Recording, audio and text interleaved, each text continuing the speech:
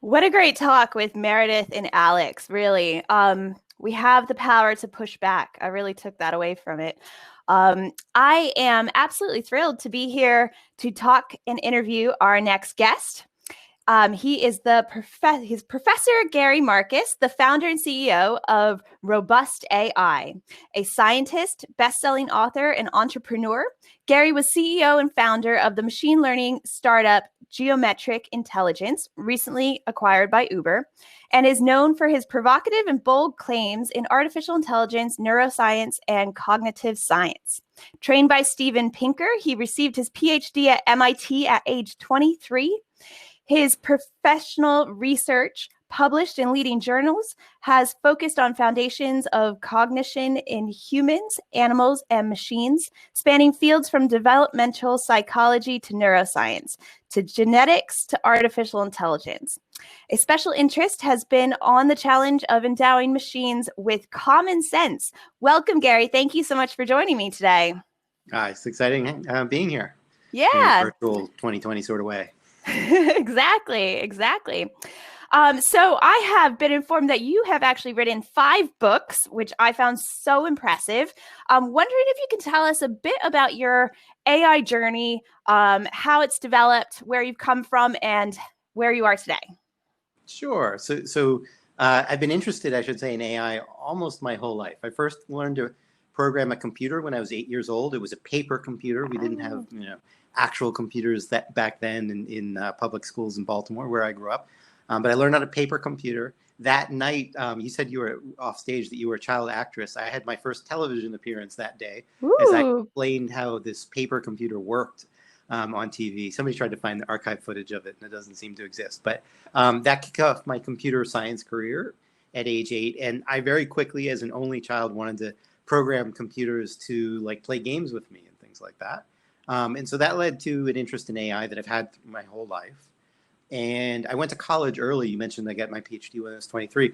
That was partly because I went to college when I was 16. I skipped the last couple of years of high school. And what allowed me to do that was an AI program, actually. I wrote a translator from Latin into English. It wasn't very good, but it showed that I knew what I was doing. It was a pretty impressive, spare time project written in the language called Logo that some people might know. So that sort of catapulted me into college, really. And I also, at the same time, actually became disenfranchised with AI. I felt like I'd done a good job considering the technology I had, but it wasn't really that great. It did sort of one semester of Latin 1 or something like that, but not more. And I got really interested in people. I was already interested in people a bit, and how they manage to do the cognitive feats that they do. So how does a child learn language? How do we reason about the world? And ever since then, I think there's been sort of 2 threads, and you can see them across these books. One is wow, people are amazing, and they do a lot of things that machines do. And at the same time, people are pretty limited. So, there are things that we can do that machines can't, like understand language. And there are things that we're terrible at that machines are better at, like math, or at least, arithmetic, let's say.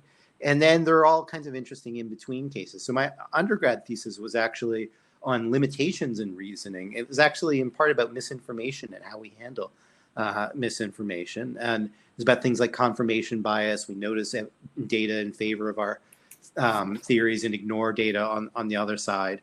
And so my third book, Kludge, was actually about the limits of the human mind. And my last book, ironically, is kind of about the limits of machines. I had a conversation about a year ago with Danny Kahneman, the Nobel Prize winner who wrote Thinking Fast and Slow. And we had this little back and forth on stage, and the verdict that we came to, I don't remember if it was his words or mine, but I think they were my words, but based on some of his, was humans are a low bar. They could easily be beaten by machines, but machines haven't really beat them yet. So we can look forward to a world where AI will be much better than people in thinking, in making rational decisions, in context like, should we put more money into preparing for pandemics, or are they all going to be like, swine flu, H1N1 that come and go and weren't as big a deal as we thought? You could imagine machines making rational decisions about all sorts of things, but they can't right now. They don't understand enough about the world. So, people aren't very good at these. I think 2020 has been a lesson in terrible scientific decision making by human beings in power. Who just have ignored the science, done whatever the hell they want, don't really know how to absorb data about risk and uncertainty and so forth. And in principle, machines could have really helped us. But the reality is we've been working on AI for 60 years, and the AI that we have doesn't really understand abstract information very well. So yes, if you know all the probabilities and you can code them up, you can do the math on a machine. But we don't have a machine that can read a scientific article and say, what are the causal consequences of this? Is this a good experiment? What would be a better experiment? What should we do next? So scientific reasoning is actually still best done by humans, not all humans. I think we have seen a lot of people in power are not very good at it. But the best scientific reasoning is still done by human beings who they win the Nobel Prizes and not machines. Machines help, but they can't really do that reasoning. And so there's been this thread throughout my career of trying to reconcile the things people do well. Like we just understand the physical world really well. Like I'm looking in what I assume is a room there, and I can reconstruct that there's probably a door behind you, and I see a little bit of a tuner that might be part of a guitar, and I can make a guess about that, even though it's only a small part. And I know you're in a three-dimensional world, and I assume that wall is a little bit far away, and I can segment you as you move around. If you do it on Zoom, like your hair might come and go in all kinds of weird ways, but I have no problem as a human being knowing what part is your hair and so forth. There's all this stuff that I do naturally that machines don't do very well. And then there's all the stuff that, even I as a trained scientist don't do that well. So I'm also subject to confirmation bias, noticing theory, data that fits my theories, and I'm less likely to notice data that goes against it. Scientific training is really about that particular one, starting to notice that your data sort of fit your theory, but maybe there's another theory and you should think about it. But I'm a human being, so even trained scientists have some problems with that in principle could be done better with machines. And so I'd say part of my career has been about that. And a lot of my books have been about those issues in one way or another. Can you touch on rebooting AI, which I think is your latest book, and what that one specifically addresses? Yeah, so that's co-written with Ernie Davis, an NYU professor. I was, until very recently, an NYU professor. I just retired and emeritus now. And so the premise of the book is that AI could be a lot better and we need to start over. Not literally from scratch, but we really need to take a step back. So in the last 8 years, there's been enormous success with a very big data kind of paradigm. So people have been building AI systems that gather enormous databases and run some kind of statistical analysis, typically with something called a neural network. And maybe the most popular example of this right now, which was not in the book, but we kind of predicted in some way, or we weren't surprised by, is called GPT-3. And GPT-3 is in some ways incredibly impressive. You can type in almost anything, and it'll often give you reasonable sounding English in response that sort of seems contextually relevant, but it doesn't really understand what's going on. We, in a subsequent paper that I wanted to call GPT-3 bullshit artist, but the editors wouldn't let me call it that. So it's actually called GPT-3 bloviator in Technology Review. But between you and me, we can think of it as a bullshit artist paper. The point of it is that even when we have all this data, you still wind up with a system that's basically a bullshitter that sort of acts as if it knows what's going on and doesn't really. We had examples like, I'm really thirsty. There's not a lot around to drink. I find some cranberry juice. There's not quite enough, so I add some grape juice. I can't really smell what's going on. I drink it, and then GPT-3 is supposed to do a continuation. So you got cranberry juice and grape juice mixed together. And GPT-3 picks up on I can't smell anything and decides that the consequence is that you died. Right? And not a lot of human beings actually die from cran grape. In fact, Ocean Spray sells that drink commercially. I don't know any deaths attributed to it. So GPT-3 can get from the context, like I can't smell it, I'm thirsty, that's correlated statistically with death, right? In its giant corpus, there are some people who have, written little short stories or whatever that it's drawing on it. And so it does a statistical analysis of what it thinks is the most likely continuation here. But it doesn't do a semantic analysis or cognitive analysis. It doesn't understand what cranberry juice is, what grape juice is, what human biology is. It can't do any of that stuff. So it looks like it knows what's going on in many examples because the statistics reflect the world and the world is relatively orderly. And so often it produces sensible behavior and sometimes it produces utter nonsense.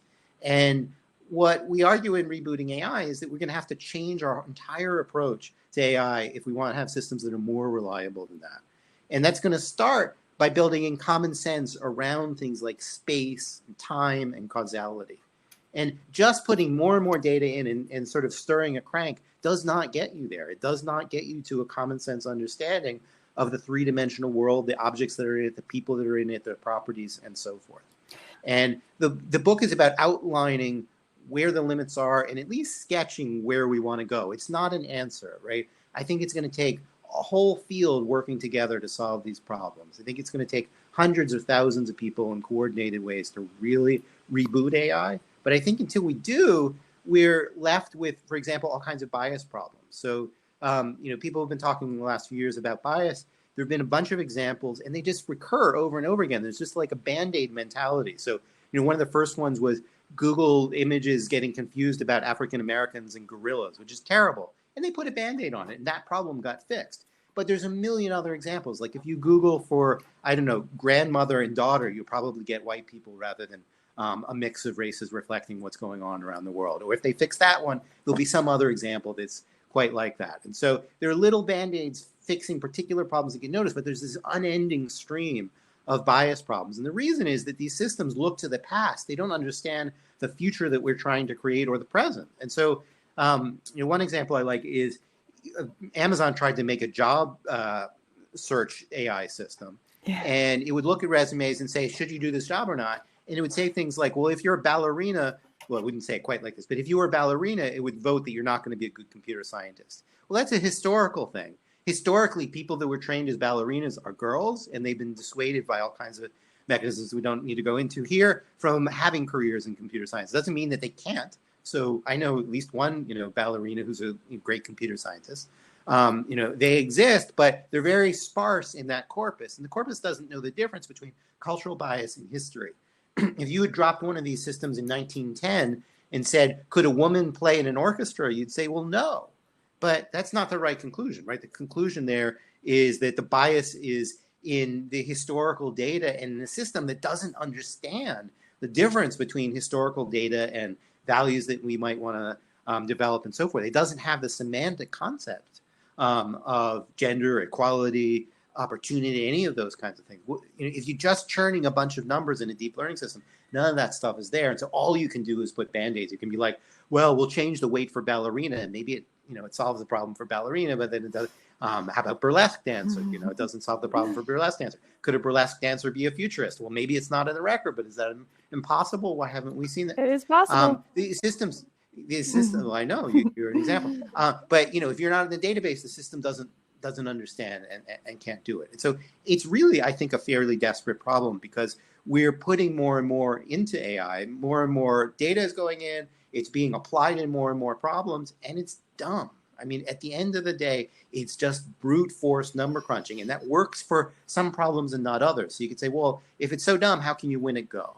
So it turns out that AI is really good at problems that are closed. So you always have data that's a lot like the data you were trained on, and very poor at open-ended problems. So here's a problem that's a little bit more open-ended, but not as open-ended as all problems, is driving. It turns out that a lot of different things can happen. So if the only driving you needed to do was on highways, we probably have autonomous vehicles working right now.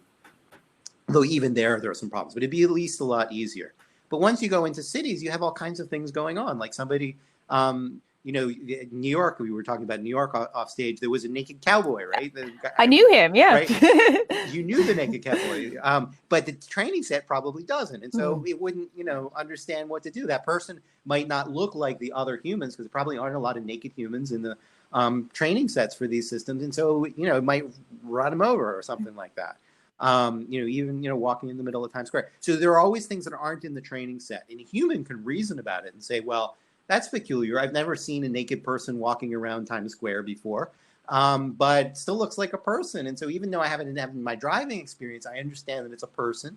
And one of the things I'm trying to do is to not kill other people. So I will slow down.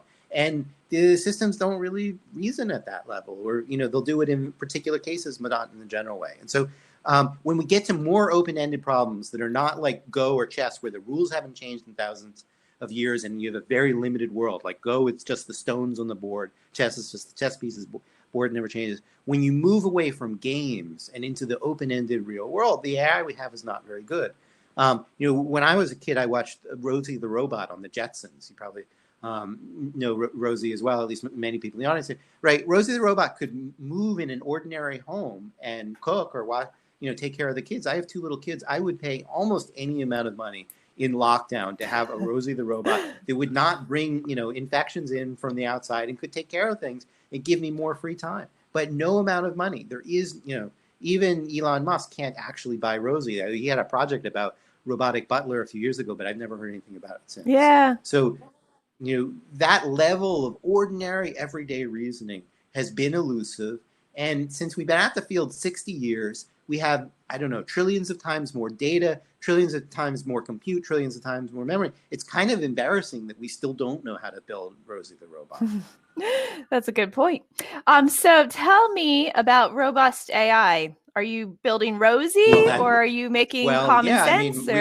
What is it? Tell me about it. All of the above to some extent. So we're not literally building Rosie right now. I don't think that's a near-term project, but we're trying to revolutionize how people build robots so that they can build robots to work in open-ended environments. And by open-ended environments, I mean things like homes or construction sites where things are constantly changing and you don't have this sort of finite set of rules. So it's one thing to build a robot for an assembly line where no people are coming in, it's very well-controlled environment. But in less well-controlled environments, we don't really have tools for that right now. So we're trying to build a software stack that will say, whatever you want to do in robotics, we're going to make it easier, safer, and faster to deploy.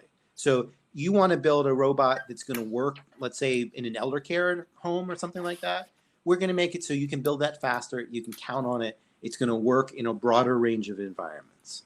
So an analogy I like to make is with a game engine. So things like Unity or Unreal Engine, they allow video game developers to build their artistic vision without having to build a whole lot of kind of infrastructure over and over again. So you can focus on your artistic vision. So I want to build a game, I'm riffing off of you, of burlesque dancers doing, routines that are based on movies. Well, you want to focus on that, not the mechanics of what happens if they bump into each other. How do I make sure that they stay above the floor, or if they're on a pole that they're, connected to the pole in the right kind of way.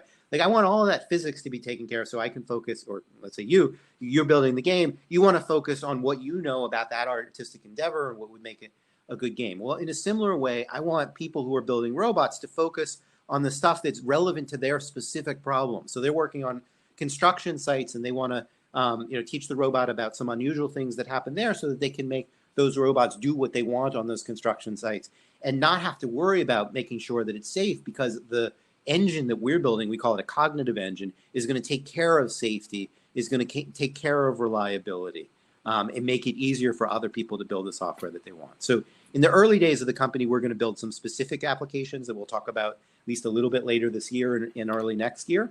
And in the long run, we want to make this a tool that anybody can use to build the apps that they want to build for robots, not have to have like 40 PhDs on some problem to do anything. Make it so, a small number of people can develop exciting new things for robots. So the long-term picture is everybody's going to have a robot eventually, just like everybody has a cell phone. It's going to be a completely different world.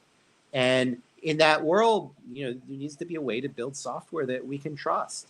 And something I didn't mention, by the way, is a lot of AI has been around things like advertising recommendation. It doesn't have to be that reliable. If I recommend to you, you like my book Guitar Zero, and I recommend my book Rebooting AI, and they're about two totally different things. It turns out you don't like the second book. Well, you're out whatever it is, $20. It's not the end of the world. But if I build a robot and it like knocks down a table that has a candlestick lit on it, that's going to be really bad. Right? So robots have to be really reliable. And part of the mission here is to make the robots be able to think for themselves. What are the consequences of my actions? What's risky? What's not?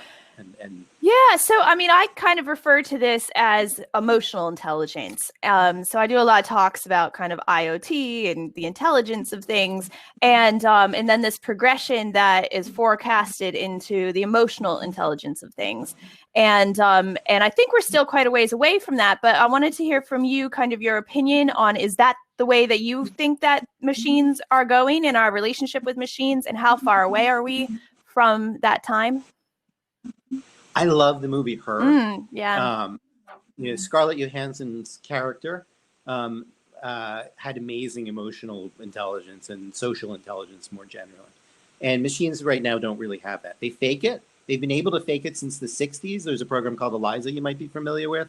And you could say, "Oh, I'm feeling miserable," and it would say, "Why?" And you'd say, "I had a fight with my boyfriend." And it would say, "Oh, does that remind you of your family?" And that sort of sounds emotionally intelligent, but it's all fakery.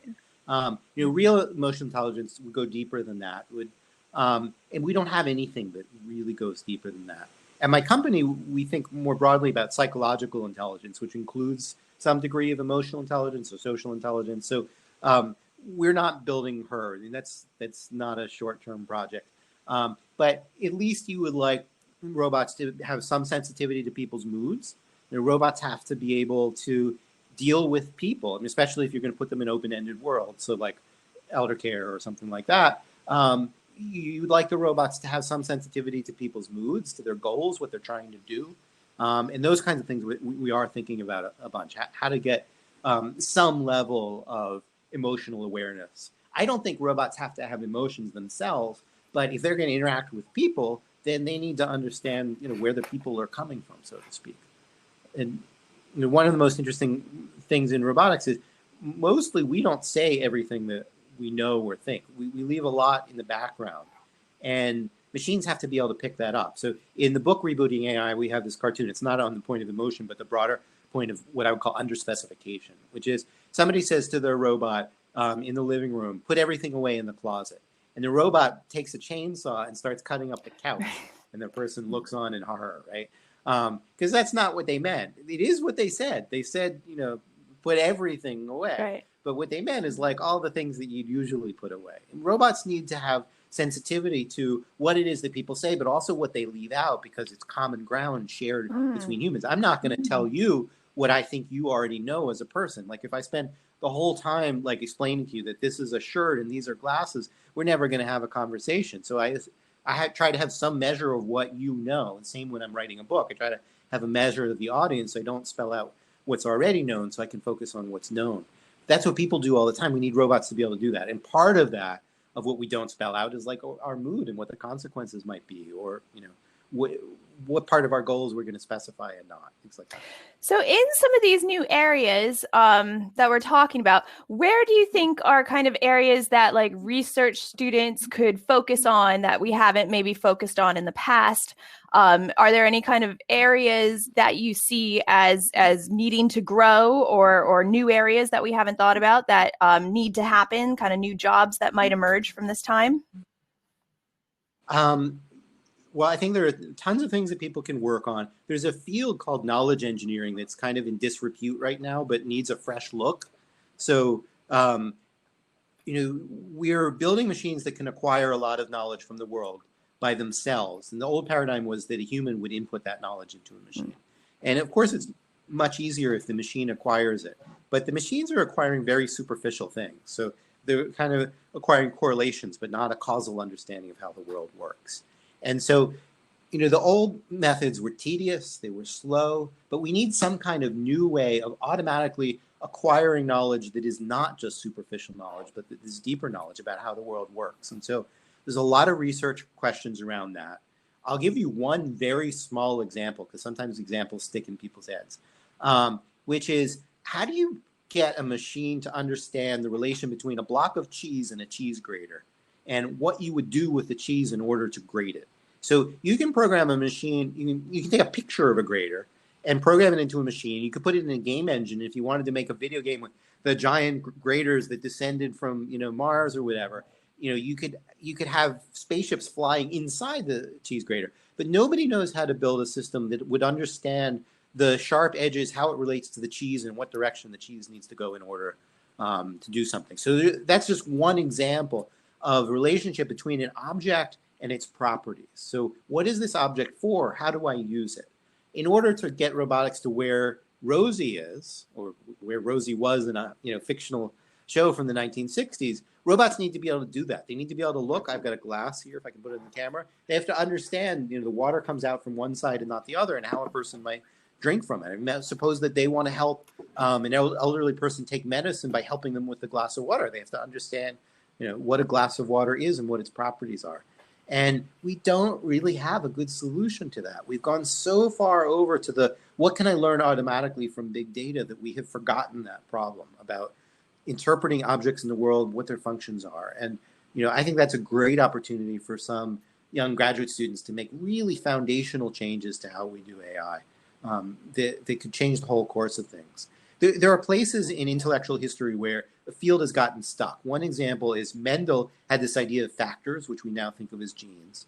And people spent something like 20 years trying to find out what protein is the gene made of. Well, it turns out it's not made of a protein at all. It's made of an acid. And it took a long time for people to abandon this idea that seemed to make all the sense in the world, because proteins are really cool and they do all kinds of cool things.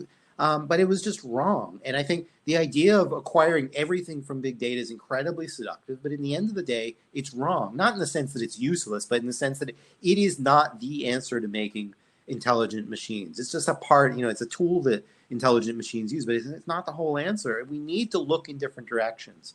And either that will come from people like me yelling, or it will come from internal failures on things like driverless cars that haven't materialized as fast as people had hoped, or chatbots. But one way or another, eventually the paradigm will change. That's what rebooting AI is about. It's changing the paradigm. Some way or another, we need to do that. That's great.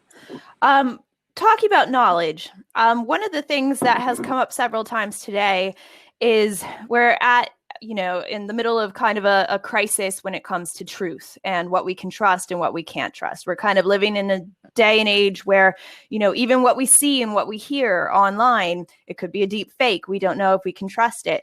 But I've also heard the other side of that is that we can use AI as a vehicle for truth, as kind of a place where we can all agree on a fact or maybe go to as a destination. And I know a couple different universities, and I think a startup that I featured in my last big reveal, are looking at kind of creating these areas through AI that we can then hopefully someday as a society be able to say, well, this is the truth. What is your kind of thoughts and feelings about that? I wrote a piece for the New York Times the Times called something like "Sorry, Mr. Zuckerberg, AI is not going to solve your fake news problem." And I think there's a role for AI in kind of dealing with misinformation and so forth. But for now, it's pretty limited, because you need to be able to reason in very subtle ways. And people can look up the op-ed to find some examples we had there.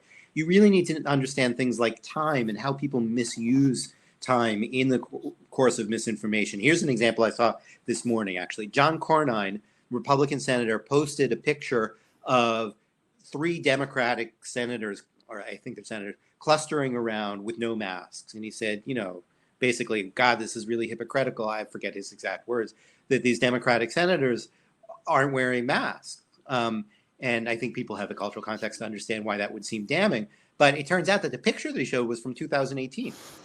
So, yeah, they weren't wearing masks in 2018, but nothing in the picture labels that as 2018. So a really sophisticated AI system, you could imagine, would track the provenance of the picture, which we can already do to some extent. But it would have to also understand the causal reasoning, to understand that masks were not relevant in North America, or at least people didn't take them seriously in North America before 2020. We probably could have avoided some other illnesses if we worn them, but it wasn't part of the cultural expectation, right?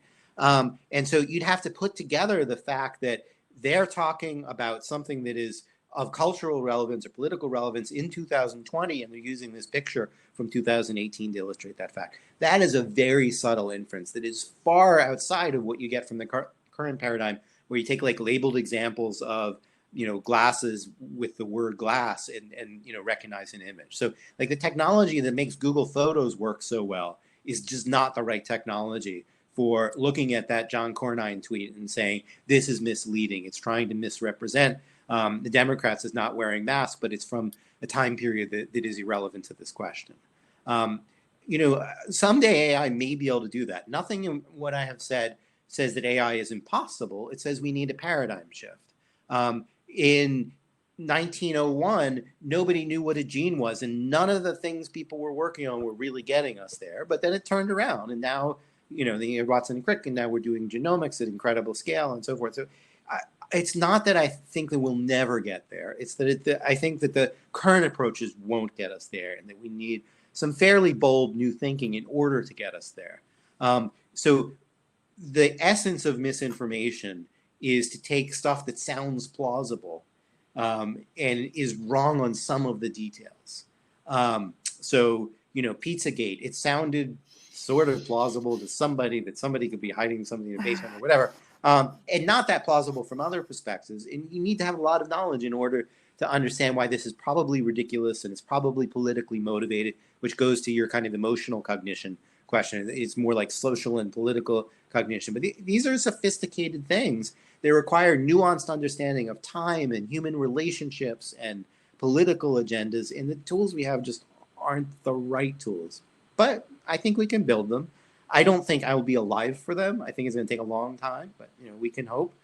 We can hope there'll be enough medical progress and so forth, and also scientific progress. And it's a little hard to project exactly. I mean, maybe we just are like 3 good ideas short. Or think about the periodic table, right? We just had alchemy, and then somebody figured out the periodic table, and that led to fairly radical change fairly quickly. Watson and Crick, by the time they got to there, I mean, we already knew that DNA was the genetic factor, and as soon as they figured out the structure, it was obvious to them that you could use this for replication, right? And then things moved very quickly, historically speaking, from that one basic insight of, okay, it's a double helix that is encoding information, to a few years later, people decoding what the triplet code was, and not too many years after that, automating the whole process of reading it out. And there's still lots of work to be done, but once you get some critical insight, things could move pretty quickly. So if it were me, I'd be putting more money into critical insights and less into just like, how can we use this to make a better news feed? I like that. And we are coming to the end of our time. So for our viewers and listeners today, if you could leave everyone with kind of one thing to ponder or think about for, say the next couple years, 5 years, what we should be thinking about, focusing on, what we should do as a community to make sure that we have a positive impact on the future. What are your thoughts? My thought in a sentence or two is that COVID has been a real wake-up call for AI. I mean, it's been a wake-up call for a lot of things. For AI, the wake-up call is, we've been talking for the last several years as if AI was this magical force. And it just hasn't amounted to that much for COVID. It has not really solved the vaccine problem, for example. We still have to do all the same things we did before with scientists involved in the same way. COVID has not even done that well at reading X-rays. So there have been problems with software that's been applied to reading X-rays to detect COVID. It just, it really hasn't helped that much. It hasn't helped that much because COVID is outside the regime of things that we have a lot of data on. It's a wake-up call that this whole big data paradigm is not getting us to the AI that we really should want. So the AI that we have, prioritizes news feeds. It helps place ads, helps label your photos. That's all, it's nice. I'm glad I have it. But, well, I'm not glad about the news feed, but that's another story. But, there's been some utility from it, but we're looking at little stuff. We should be building AI that can help us with climate change, can help us with pandemics, can help us more generally with scientific reasoning, technological development. That's where we should putting, a large amount of resources. And we should also be looking at, like, why are the big tech companies mostly putting their energy into advertising? And could we, for example, legislate to force them to help, since they have the resources to help in these broader scientific questions in more than just like a little side project here or there? So I think it is a real wake-up call that AI has not helped that much in COVID, and that society has big problems, and COVID's not going to be the last of them, right? I mean, like, climate change is the obvious next one, and they're probably some we're not even thinking about. Like, we should have AI out there understanding bioterrorism and all kinds of things. It's a wake-up call that our priorities have been misplaced. We really want AI to help us with the big challenges in the world and not just little things. Honestly, I think that is a perfect way to conclude this this interview. And also, you're our last speaker of the day. Gary, I could talk to you for hours. I think you're absolutely fascinating. Thank you so much for your time today. Thanks. Thank you. And we'll stay in touch. So Wow, I'm kind of blown away by today, honestly. I think one of the big takeaways I have, though, is that all the conversations we've had really underlines this necessity for communication between all of us, all these experts, thought leaders here. We bring something different to the community, and having events like these and these conversations, I really hope everybody took advantage of our networking opportunities. They are going to continue on right now. So thank you everyone for joining us. So please do join us again at the next Inspired AI session, which will be on the 22nd of October. We're going to have tech talks dedicated to furthering the development of AI. So now grab a drink, coffee or whatever, depending on what time it is where you are, and head over to sessions area where you can find our networking lounge is open. We're going to be sharing the poll results. You can use the chat to have conversations. You can participate. We can even have people on their audios and camera. If you want to start a topic of your own, you're welcome to start a subgroup. Just click the add session button. And if you want to meet people in your area or your industry or discuss a specific topic from today, we really encourage you to do this. These conversations still need to happen. And also be sure to add yourself to our WhatsApp group, the Tech Talks group, which you can access through the QR code on the sessions or by clicking the link. You guys have been great. I hope you've enjoyed yourself. I'm Futurist Amelia Kallman. It's been my absolute pleasure to be here today. I've learned so much. My mind is blown. Have a great one, and I'll see you guys later. Take care.